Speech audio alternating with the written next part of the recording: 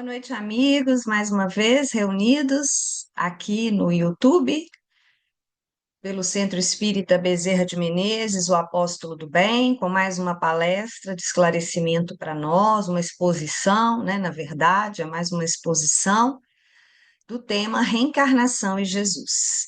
Então, convidamos a todos para essa reflexão junto conosco, que os amigos e benfeitores espirituais estejam atuando aqui junto a nós para mais um estudo às sextas-feiras, às 20h30. Esse estudo sempre fica gravado no YouTube, então vocês podem acessar qualquer dia, né?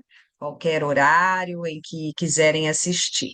Então, rogamos a Deus a misericórdia, o amparo e a proteção para todos nós que aqui estamos reunidos, em nome de Jesus, em nome da equipe espiritual que nos acompanha, desejando a todos os nossos irmãos em humanidade muita paz, muita fraternidade, muita solidariedade.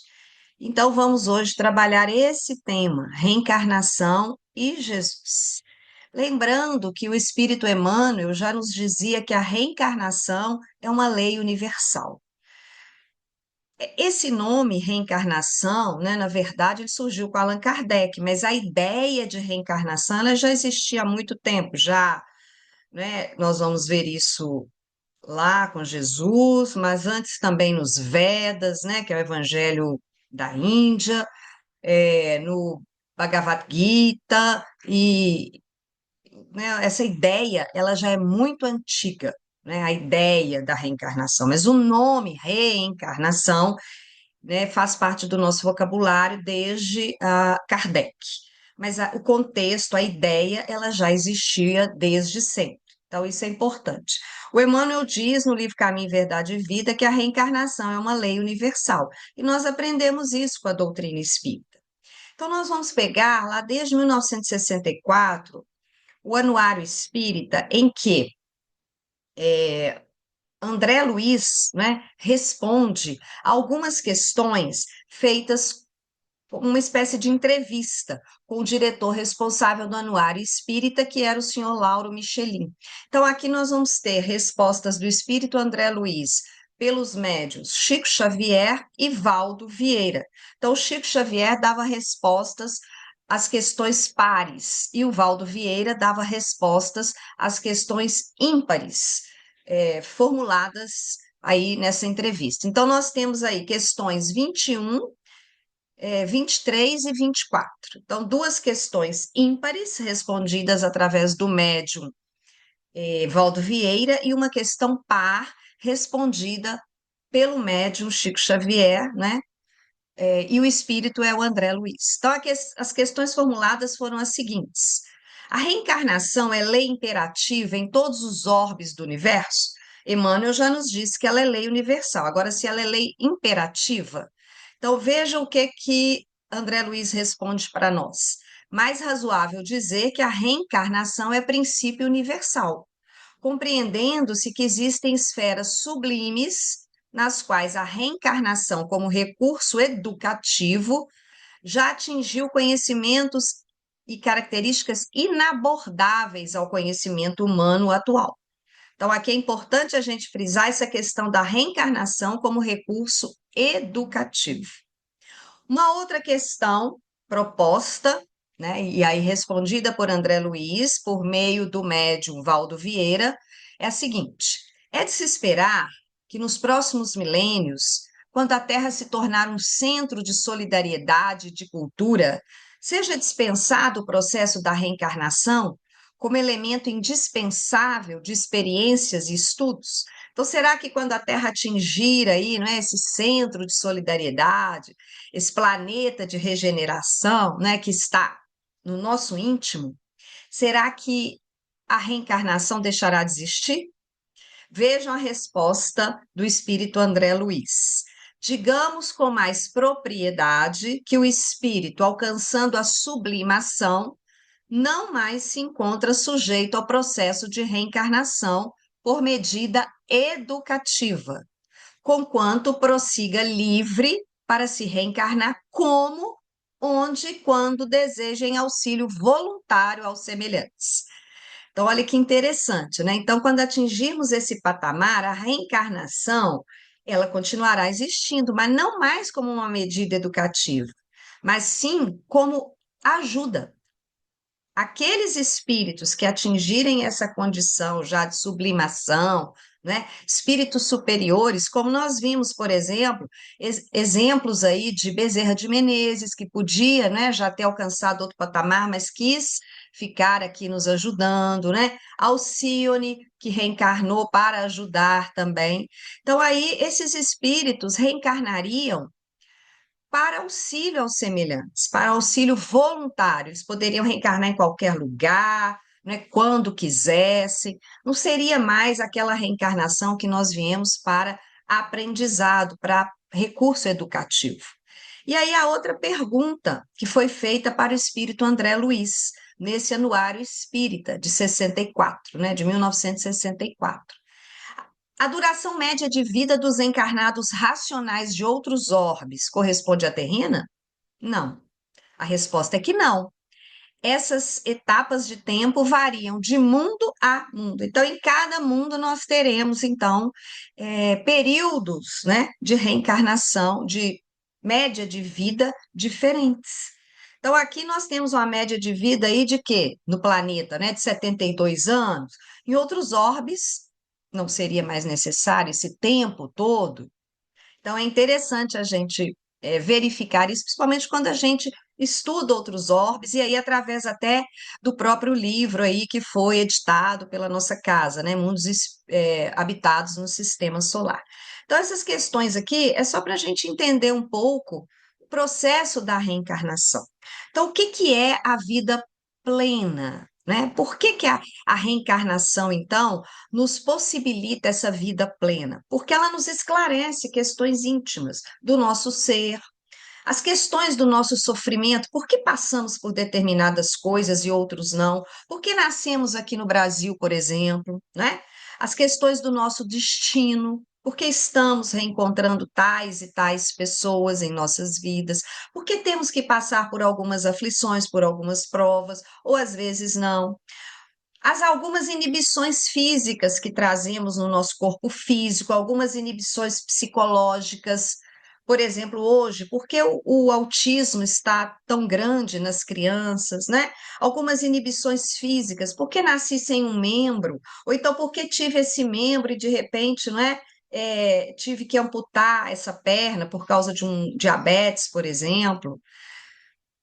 Lembrando, né, que a finalidade disso, dessas inibições, às vezes de nos resguardar de possíveis desvirtuamentos que temos. Então, essa lei de encarnação ou da reencarnação, ela está muito vinculada à nossa questão da evolução espiritual, né? Em cada encarnação aqui no planeta, nosso campo de trabalho é oferecido sempre de acordo com as necessidades que temos. Quando fazemos o nosso planejamento reencarnatório, nós já planejamos isso, quer para o nosso progresso intelectual, quer para o nosso reajuste das nossas desarmonias morais, ou às vezes para os dois.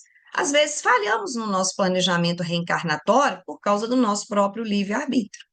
Então, durante uma encarnação, a gente vê que o espírito ele adquire uma nova personalidade, mas ele não perde o contato com o seu ser integral, com a sua individualidade. Por isso que a gente traz, não é? Quando a gente reencarna, a gente traz a nossa índole, a gente traz pendores para determinadas questões, né? Principalmente aí dons, né? Para as artes, para a música, né? Algumas vocações, algumas genialidades, né? Então a gente traz essa bagagem moral, essa bagagem intelectual. A gente vê muito isso. A gente vê crianças, por exemplo, desenvolvendo aí o senso artístico, tocando piano desde cedo, às vezes sem nunca ter aprendido, com noções de medicina, né? Crianças novas aí de 5, 6 anos, com noções de medicina que a gente não sabe de onde vem.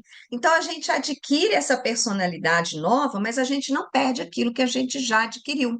Por isso que o conhecimento que a gente adquire numa encarnação é importante para as próximas reencarnações, porque isso fica lá no nosso inconsciente. A gente não perde esses conhecimentos. Né? Então, o espírito jamais retrocede. Ele pode ficar estacionário, mas retroceder jamais. Por quê? Porque nós todos caminhamos rumo à nossa perfeição. A rota de cada um é diferente, mas a evolução é permanente. Nós estaremos sempre nesse processo evolutivo. Vamos nos lembrar de Jesus, não é? Nesse processo de reencarnação. As falas de Jesus. Então, nós vamos lembrar lá no Evangelho de João, no capítulo 3, versículos de 3 a 5, o diálogo de Jesus com Nicodemos. Lembrando que João foi o único evangelista que narrou esse diálogo. Alguns exegetas, né, estudiosos dos evangelhos, dizem que é porque João estava presente. Foi à noite, né? Nicodemos procura Jesus porque Nicodemos era ele era mais velho, mas ele não era um dos mais velhos do Sinédrio. Era um doutor da lei, conhecedor profundamente da lei, mas tinha questões em Nicodemos que ele queria saber mais, e ele viu ali em Jesus a oportunidade do conhecimento, de saber mais. Porque, mesmo sendo doutor da lei, ele não entendia certas questões. Então, nesse diálogo em que Jesus tece com Nicodemos, né, Jesus diz o seguinte para ele: na verdade te digo que aquele que não nascer de novo não pode ver o reino de Deus. E aí Nicodemos, naquela sua imaturidade ainda espiritual, ele pergunta: mas como pode um homem nascer sendo velho? Veja que ele não tinha esse entendimento, né? Pode porventura tornar a entrar no ventre da sua mãe e nascer? Jesus respondeu: na verdade te digo que aquele que não nascer da água e do espírito não pode entrar no reino dos céus, né? Ou no reino de Deus. Vejam que Nicodemos não entendeu essa questão da reencarnação. Quando Jesus quis dizer nascer da água e do espírito, né? Nascer da água, renascer num novo corpo físico. Ele usou um simbolismo, um princípio material, porque o nosso corpo físico, ele é constituído aí de água na sua maior proporção. Mas, na verdade, Jesus utilizou de uma simbologia. Renascer do espírito é o recomeço de mais uma etapa evolutiva. E aí Jesus continua falando com Nicodemos: o vento assopra aonde quer e ouves a sua voz, mas não sabes de onde vem, nem para onde vai. Assim é todo aquele que é nascido do Espírito. Vejam que interessante isso. O vento assopra onde quer, ouves a sua voz, mas não sabes de onde vem, nem para onde vai. Quer dizer, o espírito, quando a gente aqui reencarna, né, a gente não se lembra de nada. A gente não sabe de onde veio, a gente não sabe para onde vai. Quer dizer, a gente tem um esquecimento relativo. Né? Então, o esquecimento é misericórdia divina. Na verdade, ele é inerente à reencarnação. E Jesus fala: és mestre em Israel e não sabes dessas coisas? Né? Nicodemos não sabia dessas coisas. Então, aí é uma das questões, numa das passagens do Evangelho, que está lá narrado em João, em que a gente tem esse princípio da reencarnação exposto por Jesus, sem utilizar a palavra reencarnação, utilizando símbolos, porque imagina se ele fosse utilizar a palavra reencarnação, utilizando a simbologia. Nicodemos, que era o doutor da lei, conhecedor das leis, já não entendeu? Imagine então se ele utilizasse uma palavra nova, não é? Vemos também uma outra passagem que está em Mateus, no capítulo 17, versículos de 10 a 13, em que Jesus confirma ser João Batista, o profeta Elias reencarnado. Então, a passagem diz o seguinte: vamos ler aqui, né? Os discípulos lhe perguntaram: então, por que os mestres da lei dizem que é necessário que Elias venha primeiro? Jesus respondeu: de fato, Elias vem e restaurará todas as coisas. Mas eu lhes digo: Elias já veio e eles não o reconheceram, mas fizeram com ele tudo o que quiseram. Da mesma forma, o filho do homem será maltratado por eles. Aí então os discípulos entenderam que era de João Batista que ele tinha falado. Que a gente sabe muito bem que João Batista foi a reencarnação do profeta Elias, até pela própria morte de João Batista, né? Pela forma como ele foi morto, né? Por uma decapitação, a gente sabe aí que veio através da reencarnação de Elias, que também fez a mesma coisa com várias pessoas na sua época, né? Então, Jesus confirma aí de uma maneira muito simples e objetiva que João Batista foi o próprio Elias que deveria vir. E aí os discípulos, nesse momento, entenderam. Depois nós temos uma outra passagem também muito interessante no Evangelho de Jesus, que está relatada em Mateus, no capítulo 5, versículos 25 a 26. Aliás, 25 e 26, né? Em que Jesus fala para a gente se reconciliar depressa com o nosso adversário enquanto a gente está a caminho com ele. Então, Jesus, né, diz assim: concilia-te depressa com o teu adversário enquanto estás no caminho com ele, para que não aconteça que o adversário te entregue ao juiz e o juiz te entregue ao oficial e te encerrem na prisão. Em verdade te digo que de maneira nenhuma sairás dali enquanto não pagares o último ceitil. Vejam que Jesus aí, através de todo um aspecto alegórico e simbólico, Jesus quer nos transmitir que a reencarnação é uma grande oportunidade para a gente reparar os nossos erros e que a gente vai ter que reparar até o último ceitil. Então é importante que a gente aproveite as oportunidades que nos são dadas agora, para que a gente não precise ficar retornando, retornando, retornando. Então, esse reconciliar com o nosso adversário, né? Em algumas traduções com o nosso inimigo, é a reparação dos nossos erros em vidas passadas. Porque às vezes nós não podemos solucionar tudo de uma vez, integralmente, numa única reencarnação. Nós vamos ter que vir várias vezes para reparar esses erros, para que a gente não vá até o juiz, para que o juiz não nos entregue ao oficial e que a gente fique encarcerado numa prisão. Não. A reencarnação é a oportunidade de reparação dos erros, é a oportunidade de conciliarmos aí, de reconciliarmos com essas dificuldades que ainda temos pelo caminho. É o nosso recurso educativo. Então, às vezes, a gente pede uma prova, né? A mediunidade, por exemplo, ela vem para nos ajudar, né, de uma forma parcelada. Olha, você tem uma dívida enorme. Vamos quitar de uma vez isso aí? Mas a gente parcela para você, vem para a mediunidade. A mediunidade não precisa parcelar, você vai quitar tudo de uma vez. E aí, às vezes, a gente vem e desiste, por exemplo, né, de utilizar os aspectos, o recurso da mediunidade, que é um dos recursos de quitação de nossos débitos. Por isso que às vezes é tão difícil a gente perseverar no recurso mediúnico. Então, mas é importante que a gente persevere até o fim, para que a gente não tenha aí de ir até o último ceitil, porque a gente sabe que isso acontece. A gente pode ficar 200, 300 anos, milênios, para reparar os nossos erros e nos reconciliarmos com os nossos adversários.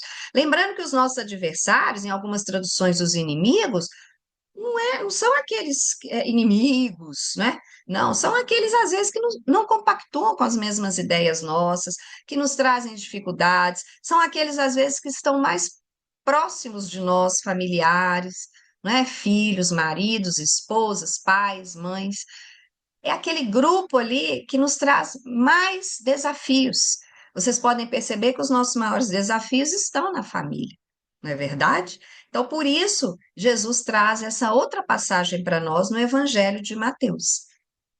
Uma outra passagem também muito interessante que está em Mateus, no capítulo 18, versículo 3, é que Jesus nos fala para que a gente se faça como criança, né? Porque se não nos fizermos como crianças, de modo algum entrareis no reino dos céus.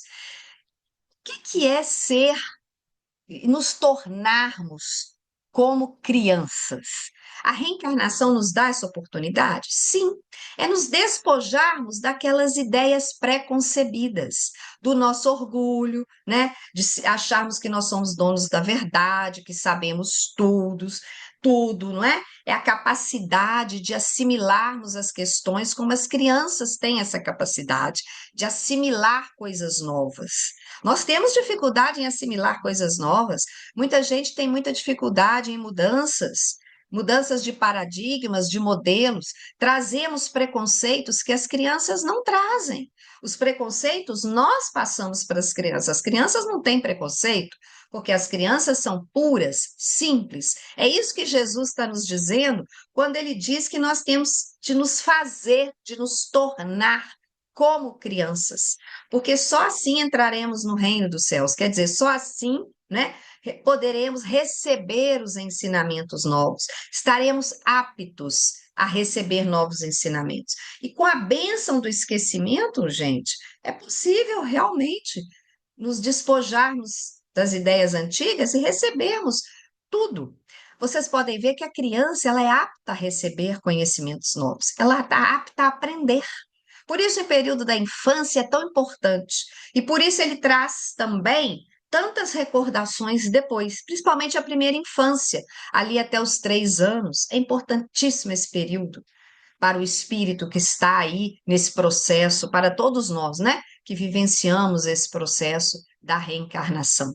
Até os 7 anos, né, nós sabemos que a reencarnação só se completa nos 7 anos. Por isso há aqueles amigos imaginários, né, que as crianças veem e conversam e brincam.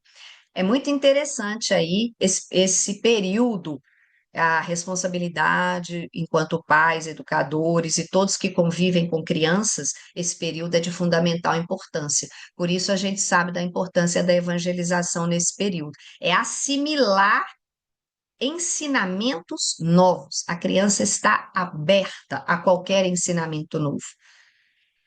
Então, nós temos também, lá em Mateus, no capítulo 18, versículo 8, um outro ensinamento que tem a ver também com o processo da reencarnação.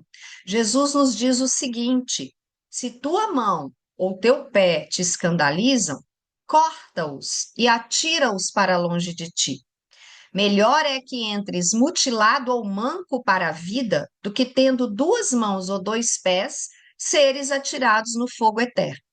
Olha, bem sabemos que não podemos ler as coisas ao pé da letra, né?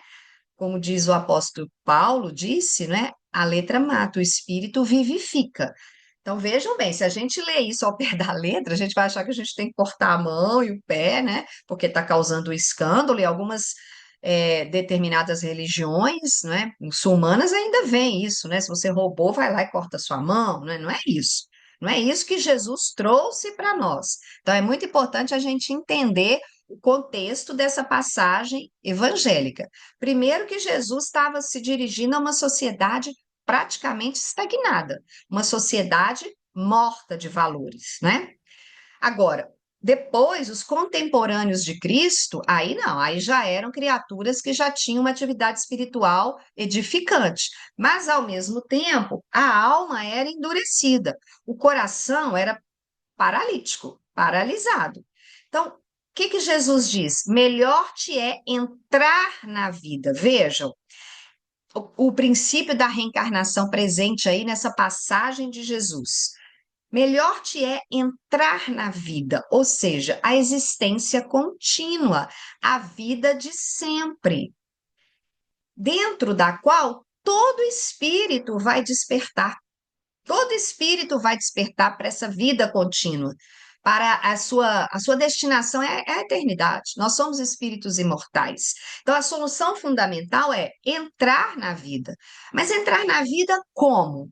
Né? Então, Jesus nos diz, vamos ver lá, melhor te é entrar na vida, não é? Mutilado ou manco, do que tendo 2 mãos ou 2 pés. Então, vamos entender o que que é se a tua mão, vamos entender o início do versículo, né? Se a tua mão ou o teu pé te escandalizam, corta-os. Então, vamos ver, né? A mão, o que que as mãos significam? As mãos são nosso instrumento de trabalho.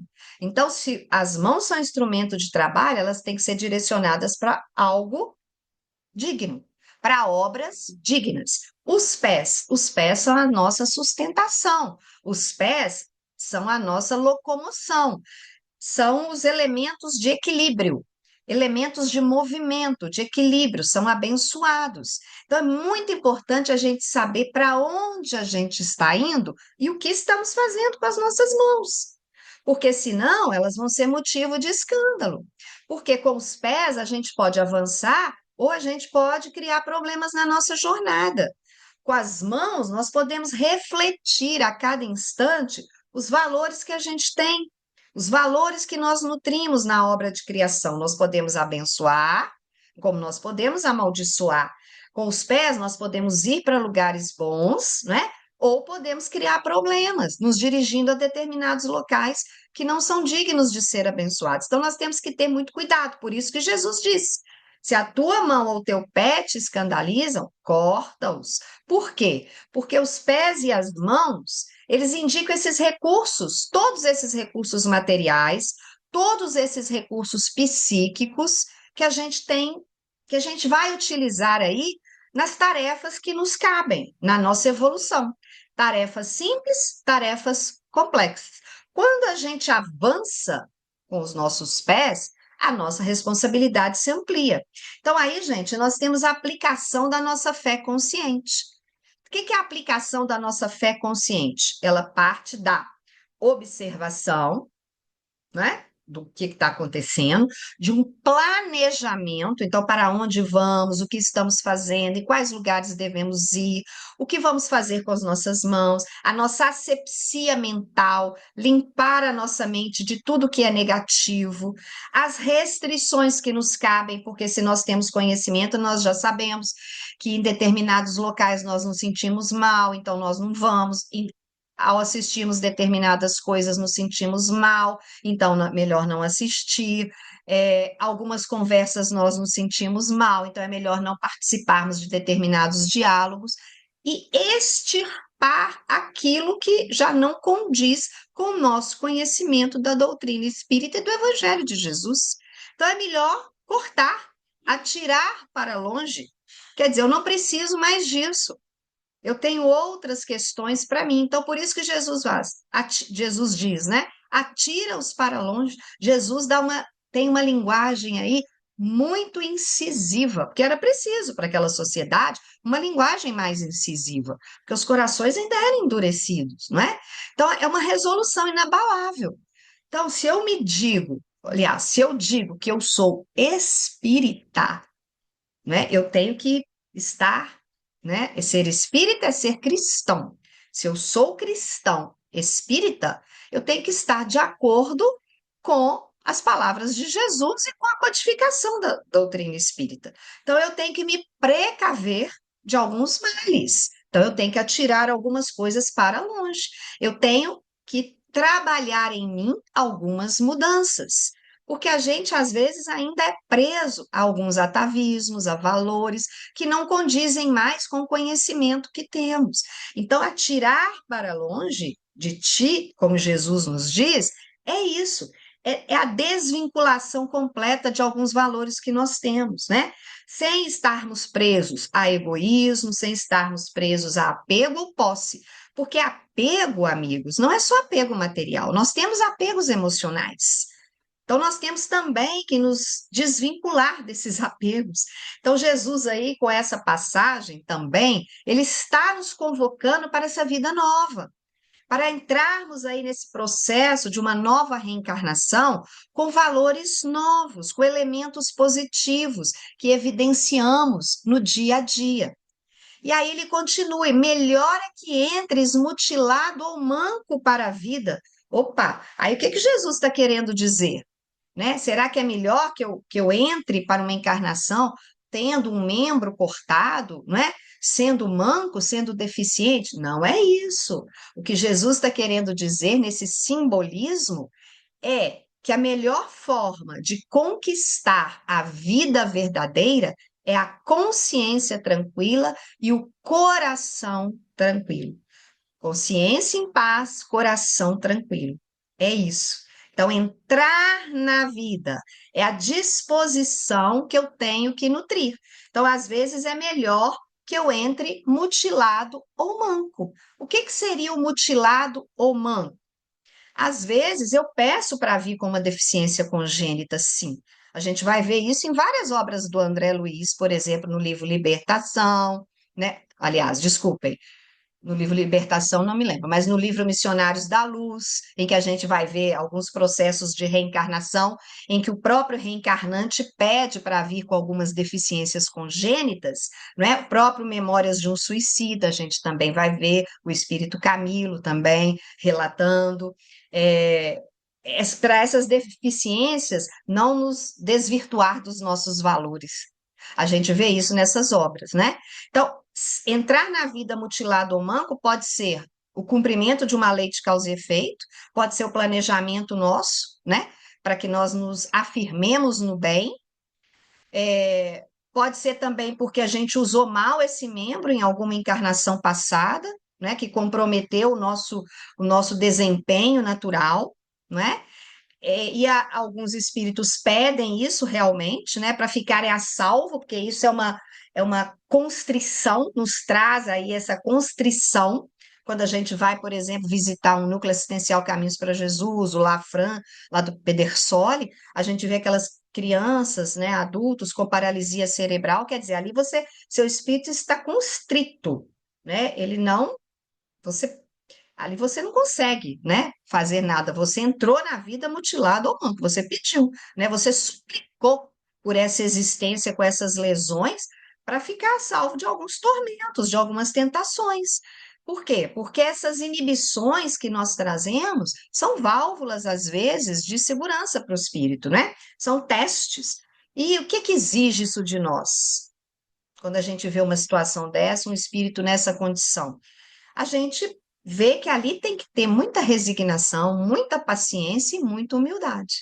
E aí Jesus continua: é melhor entrares assim, né, mutilado ou manco, do que tendo duas mãos ou dois pés, sermos atirados no fogo eterno. Então, as duas mãos e os dois pés, quando Jesus nos diz isso, quer dizer, quem tem duas mãos e dois pés tem toda possibilidade de ação. Só que nem sempre essas possibilidades de ação são aproveitadas. Então, muitas vezes, a gente utiliza muito mal os potenciais que a gente tem. Então, é melhor isso do que ter duas mãos ou dois pés, sermos atirados no fogo eterno. Mas que fogo eterno é esse? É outra simbologia que Jesus usa, né? Quem que nos lança nesse fogo eterno? Ah, então isso aí é o inferno? É o mármore do inferno? Né? Não, somos nós mesmos. Né? O fogo eterno é a nossa consciência culpada. Quem nos lança no fogo eterno somos nós, quando nos sentimos culpados de algo. Porque o fogo ele só se mantém se existe combustível para ele. Se não existir, ele não se mantém. Então, o sofrimento, ele é transitório, não é? O sofrimento é transitório, as provas são transitórias. Agora, o fogo, aquele fogo que é purificador, ele vai continuar aí lá nos escaninhos da nossa consciência. O fogo, ele pode ser até eterno, mas a permanência no fogo não é eterna. Quem diz isso é o Sonora Abreu, lá no Luz Imperecível. O fogo é eterno, que não significa ser eterna a permanência nele. Então vejamos isso com cuidado, né? O fogo até pode ser eterno enquanto existir combustível, mas não quer dizer que a gente tem que ficar sempre ali no fogo eterno, né? E alimentando ali a consciência culpada. Bom, como eu gosto muito do André Luiz e os livros são fantásticos, acho que todos nós devemos ler toda aquela obra de André Luiz, né? Nosso Lar, Mensageiros, Missionários da Luz, Obreiros da Vida Eterna, Libertação, Sexo e Destino, né? Toda a obra fantástica mesmo. A gente vai ver o exemplo da Margarida, está lá no livro Libertação.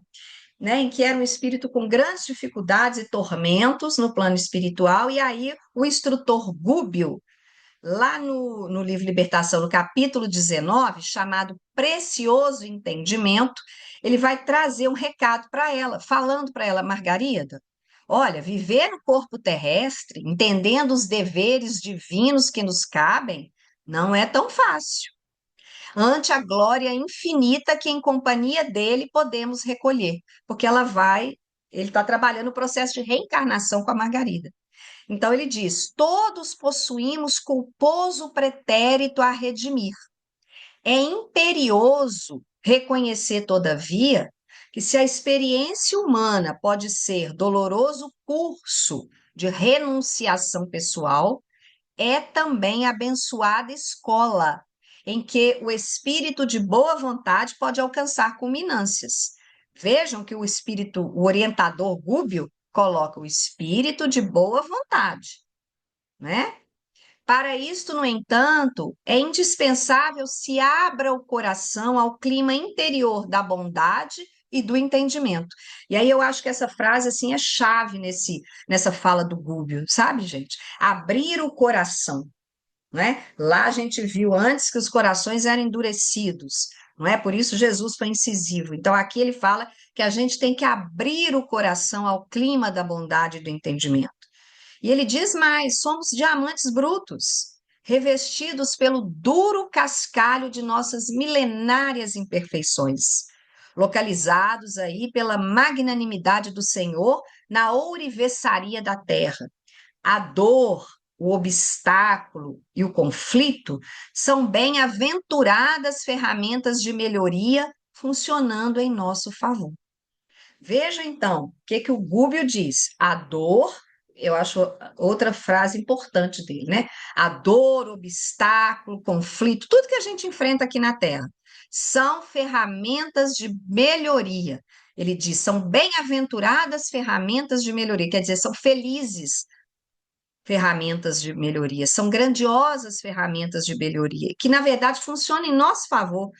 Só que a gente tem, às vezes, dificuldade em entender que a dor, o obstáculo e conflito são ferramentas de melhoria. Nós precisamos é ter essa fé, essa capacidade desse entendimento. E aí entra a Matilde, que é uma benfeitora espiritual, que vai explicar para Margarida: olha, Margarida, não procure ser atendida em todos os teus desejos. Ela fala suavemente, né? Você não vai chegar lá e não acha que você vai ser atendido em todos os seus desejos, não. Dá uma lição para ela e a lição fica para nós, viu, gente? Mas procura servir fraternalmente a quantos te reclamem arrimo e braço forte. Vejam aí, nós temos que usar as nossas mãos para atender esses todos que nos pedem ajuda, que nos pedem arrimo, né? E braço forte, firmeza, sem sermos endurecidos, mas sermos enternecidos. Então, ela diz assim umas frases que são fantásticas para nós. Olha, ajuda antes de procurares auxílio. Compreende sem exigir compreensão alheia, imediata. Desculpa os outros sem desculpar a ti mesma. Ampara sem a intenção de ser amparada. Dá sem o propósito de receber. Na paz que semeares, encontrarás a colheita da paz que desejas. Estes são princípios da vida radiante. Então, olha bem, ela nos ensina a ajudar. Olha os verbos que a benfeitora Matilde fala: ajudar, compreender, desculpar, amparar e dar. Muito parecido com a oração de São Francisco de Assis, né? Ajuda antes de procurar auxílio. Então, primeiro você ajuda, depois você vai procurar auxílio para você, porque a gente recebe, não é? Então, se ninguém te compreende, você compreenda primeiro, né? Não existe que o outro te compreenda para você compreender, não. Então, desculpa primeiro, antes de você se desculpar. Mas primeiro, trabalhe em você isso, não é? Ampara os outros, dá sem o propósito de receber, não é? É fazer as coisas naturalmente. Porque nessa paz que a gente vai semear, a gente vai colher a paz que a gente deseja para nós. Então, são princípios da vida radiante, porque a Matilde fala: olha, no insulamento, quer dizer, lá no isolamento, sozinho, na sua casa, no monte, no retiro, ninguém vai recolher a suprema alegria, não. Porque nós somos seres gregários, nós precisamos viver em sociedade, em contato com o outro, para trabalhar esses valores aí que a Matilde deixa de lição para nós e que a gente deixa de lição para todos que estão nos assistindo. Agradecemos muito a colaboração, a paciência. Deem uma curtida lá no YouTube se gostaram, né? Para que o algoritmo Veja que esse tema é interessante, vocês possam receber várias palestras relacionadas ao tema, ao SEBMAB, né, que é o Centro Espírita Bezerra de Menezes, o Apóstolo do Bem, aqui em Belo Horizonte, e a gente deseja muita paz a todos os irmãos em humanidade, muito auxílio a todos aqueles que se encontram em aflições, e que tenhamos muita fé, muita perseverança e muita esperança sempre. Que Jesus ampare a cada um, aos lares representados aqui e a todos os nossos irmãos que estão nos assistindo. Muita paz a todos. Fiquem com Deus.